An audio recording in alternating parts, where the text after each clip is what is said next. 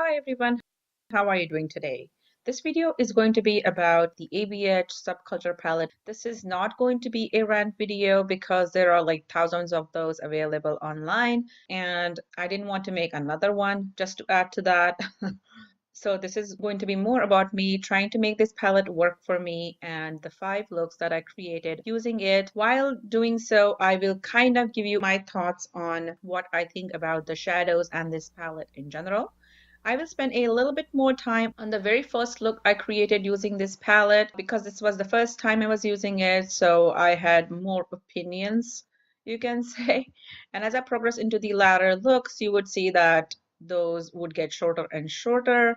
The very last one, I did not bother to record a tutorial. I'll just tell you what shadows I used. I hope you guys enjoy it, so let's just go.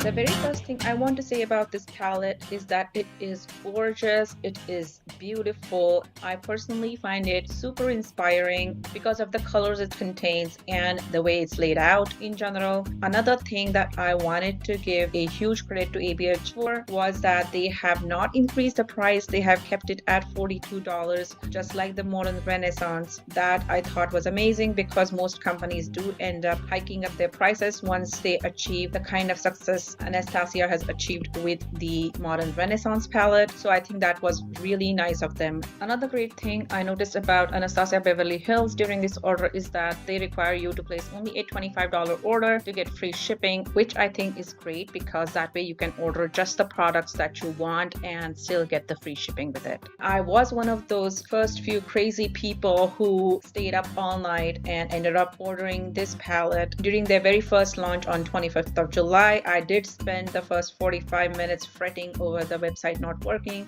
but after that everything went very smoothly and the palette arrived on time. It came very nicely packaged, very nicely protected, and it also came with a return label, which I thought was pretty unusual and very thoughtful of the company. And the first time I opened it, it was everything that I had imagined it would be. It was gorgeous. This was my very first time using the Subculture palette, and after watching Alyssa, Ashley, and Raw Beauty Christie's videos, I had decided to not use a heavy eye primer, and so I had only used the NYX Angel Veil primer and the LA Girl Pro Concealer over my lids and then set it with the Laura Mercier setting powder. I thought that that would give me more blendability with the shadows. I started off by taking the lightest shade in the palette called Dawn. I did get a little bit of kick up, but nothing out of the ordinary. I went all over my lids with it, and this was kind of going to be my strategy to give like a sliding base for the shadows. Then I tapped into the orangey shade New Wave super lightly. With this shade, I almost got no kick up. I applied this just above my crease to kind of brighten up that area. Then I went into All Star and tapped really lightly into it and went into my outer 7. Sadly, this shadow feels and behaves a lot like the ColourPop shadow in similar shade. You need to use a super light touch and then be super precise with your placement. Wherever you touch your brush the very first time, that's where the color is gonna kind of stay. You can blend it out a little bit, but not much. I added more of the orange shade New Wave in my crease. I'm pretty pleased with this shadow, I have to say. I like the color and I like how it applies. I then applied the deep teal shadow Axis to my lower lash line. I mean, there is no doubt about how pigmented these shadows are. I applied Edge, the bright yellow, to the inner portion of my lower lash line, but as you can see, it is not very apparent on my skin tone. I then used Rowdy, the really dark purple, as a liner. I liked how well the shadow performed. I then took All Star again, but this time on a flat brush, and added more to my outer corner because it wasn't looking as vibrant as I wanted it to look. I built up the intensity slowly so that I would get a nice gradient and the effect of a nicely blended shadow. I then picked up Electric, a shimmer that I was super excited about, and proceeded to place it on the inner portion of my lids. but it was applying kind of funny, chunky, and wasn't really spreading out. I had to press really hard on my lids to get the chunks to kind of spread out. At that point, I thought that maybe spraying with some setting spray would help the pigment spread a little bit better, which it did, I have to say. But then when I tried to pick up the shadow with my brush, it came off in a giant chunk, and this was only my third time going into this pan. Yeah, I had to press that chunk down on my lid and spread it around. I then reapplied All Star and then blended it out with a fluffy brush. Again, I reapplied New Wave in my crease. I finally applied Cube to the inner corner of my eyes.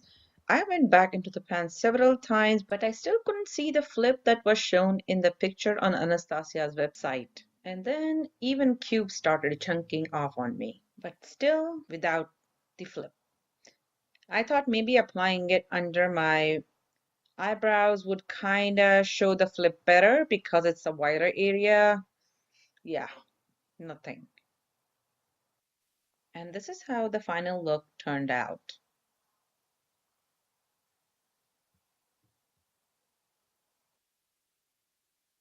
For the second look, I started out by applying Urban Decay primer all over my lids because it worked for Stephanie Nicole in her video.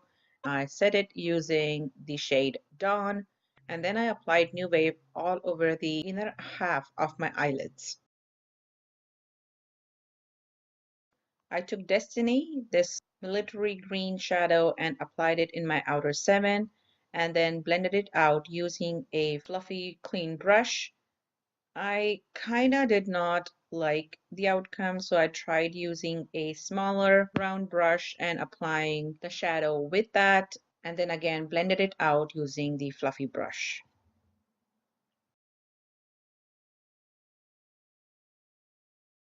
By this time, all the three shimmers in the palette had gotten kind of compacted just from finger swatching them, and it was nearly impossible to pick any pigment up without getting chunks of it. In case of Adorn, the shadow I'm applying on the inner parts of my lids at this time, these chunks dissipated quite quickly. This was by far the easiest shimmer shadow from this palette to work with.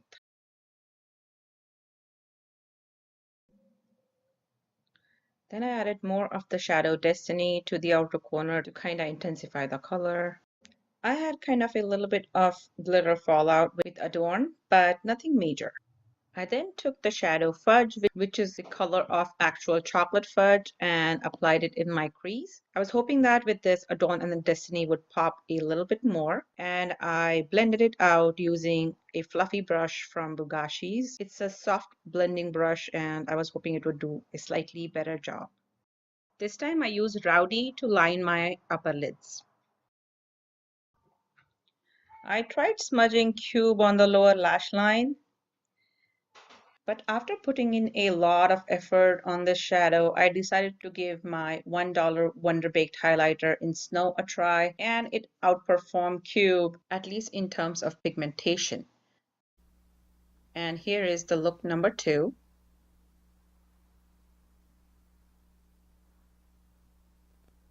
Again, I started off by applying the Urban Decay eyeshadow primer and set it using the shade Dawn.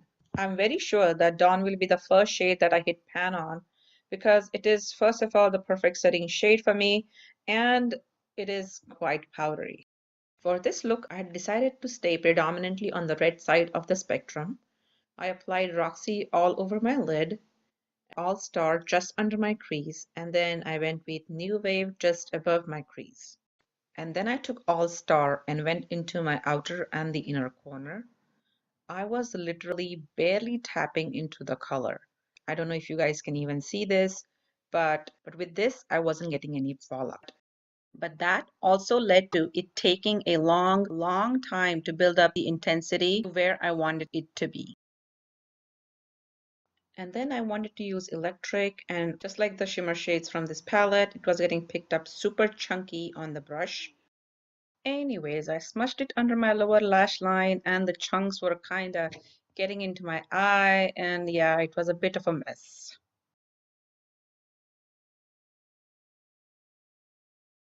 So just for comparison, I decided to apply a combination of NYX Glass Slipper and Venom on my left eye instead of Electric to see how it compares, and I think it's a pretty good comparison and it actually applied much easier. In fact, I felt like I needed to add more Electric to my right eye, and even then This is like nicely applied here, but then as I go here, it disappears. Whereas there is a more even application of the NYX shadows.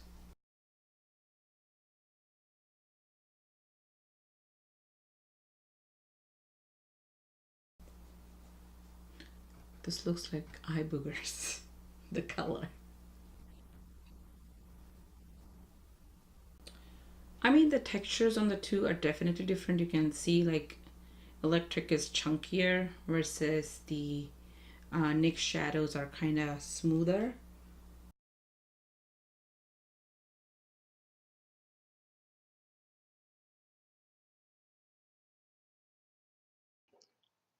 and that's the look number 3.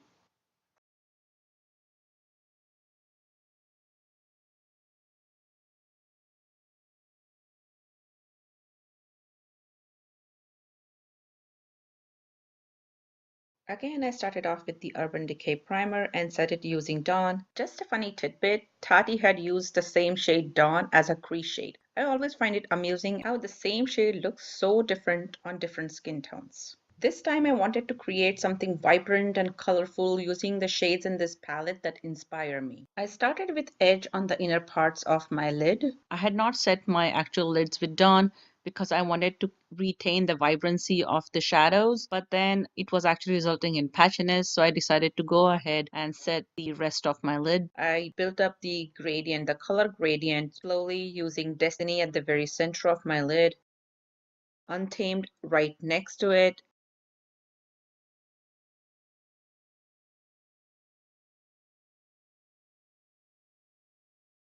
and then Axis in my very outer corner or outer 7. One thing is for sure, you are going to need a lot of brushes handy when using this palette. I mean, look at the condition of my brand new Luxie brush. I blended the edges using a clean brush, but then the color started looking a little dull, so I had to apply pretty much all the shadows again to get the vibrancy to where I wanted it to be. This time I noticed that if I did not pull my lid tight while blending, I was creating bald spots in places. I've applied New Wave, the orangey shade, to my lower lash line using a flat brush. I love how this palette makes you feel like an artist. I then used Dawn to do some slight amount of cleanup on my outer corner. I'm amazed at how pigmented the shadow is despite of being such a light shade. I then used Fudge to line the outer half of the lower lids and All Star as a liner on my upper lids. After re-addition of quite a few shadows, this is what the look turned out to be, and I'm pretty happy about it.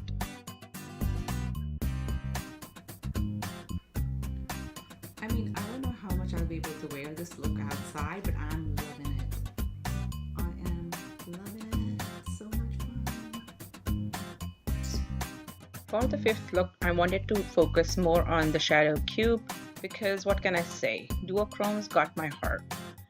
But it was chunking off pretty severely by this time.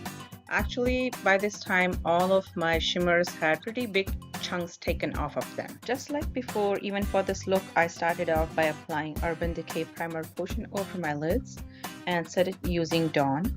I then applied Roxy all over my lids and then applied Cube on top of that.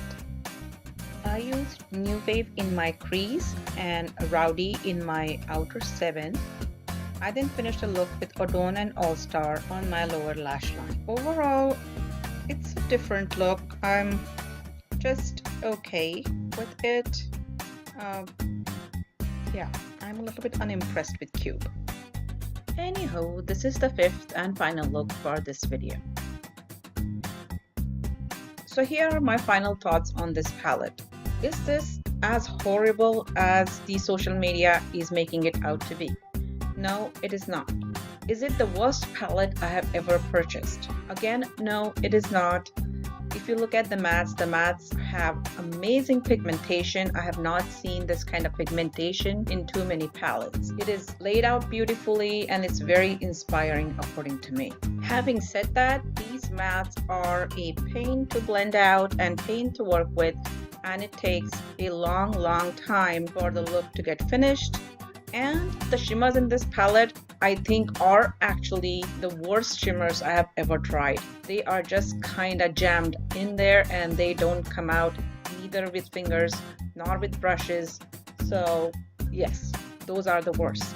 Should Anastasia have advertised this one as a sister palette to Modern Renaissance? No, they shouldn't have. When you make so many formula changes from one palette to the other, you cannot call it a sister palette for just having similar layout or similar fuzzy packaging. Would I have purchased it in such a hurry if they would have not advertised it as a Modern Renaissance sister? No, I wouldn't have. I would have waited for people to get their free PR packages and review it for me before I bought it. It is a $42 palette. Can you make it work for you? As you saw, it is workable. I mean, you can make it work, but do I want to make it work after spending $42? No. Actually, the thing that is preventing me the most from keeping it is that I feel kind of cheated. I feel like they kind of baited and switched it for me. It is full of talc and it is not the same buttery formula like the Modern Renaissance, which is heavy in mica and dimethicone. And this one actually doesn't even have those ingredients in it. I don't know why they changed a tried and tested formula. As they say, if it ain't broken, don't fix it. Anyhow, I hope you guys enjoyed this video. If you did, don't forget to hit the like button. Do let me know what you guys think. Don't forget to subscribe, and thanks again for watching. Bye!